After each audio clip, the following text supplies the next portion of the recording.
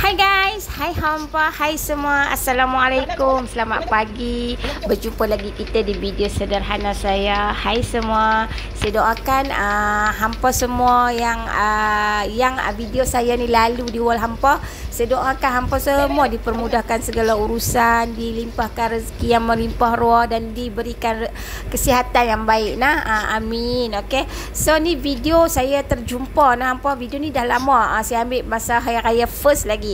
Raya pertama di pagi raya. Video ni saya duk clear galeri pasal handphone dah sangat full, dah nak habis dah dia punya space. So saya kena clearkan video-video yang panjang semua nak clear. So terjumpa video ni, so saya boh lah pasal tak boh lagi, video ni tak bersiaran lagi. Hampa, so minta maaf lah kan. So ni video pagi raya, saya sangat kelang kabut di pagi raya tu pasal saya nak masak lontong. Selalu menu-menu pagi raya saya masak pagi. Lepas subuh tu saya start masak lah. So pagi raya pertama di rumah saya hari tu ni makan lontong lah hampa. Kan makan lontong. Saya pun bukan pandai masak pun lontong-lontong ni. Hampa tak pandai masak. Saya just ikut resepi je. Ikut resepi kan. Orang kata basic tu ada, just buat je lah kan. Dulu saya tak, hampa dulu saya tak suka lontong. Paling tak suka lontong apa dia kan. Dulu saya tak suka laksam. Orang kata makanan-makanan yang bersantan ni kurang.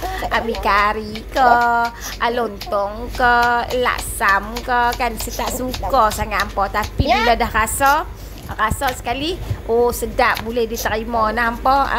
Laksa siam kau tak suka hampa. Tapi bila dah rasa sedap, boleh diterima lah kan. So tiba-tiba rumah saya makan lontong. Dulu ni mana ada tak tahu, tak kenal lontong ni pada kan. Lah ni kat rumah sendiri buat menu dah, buat makan di pagi raya.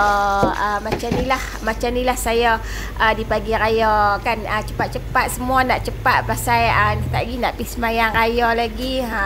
Selalu nak kena bagi sempat semua. Okey apa? Kadang-kadang kan bukannya apa, kadang-kadang orang first yang main beraya rumah saya selalu tak ada nak makan pasal tak sempat masak lagi kuah tu. So saya minta ampun, saya minta maaf lah Okey hampa dah. Sorry. Selalu kelang kabut saya ni. Saya pun tak tahu macam mana nak buat, tapi macam inilah diri saya. Nak buat macam mana lagi, terimalah seadanya lagu tu. Cik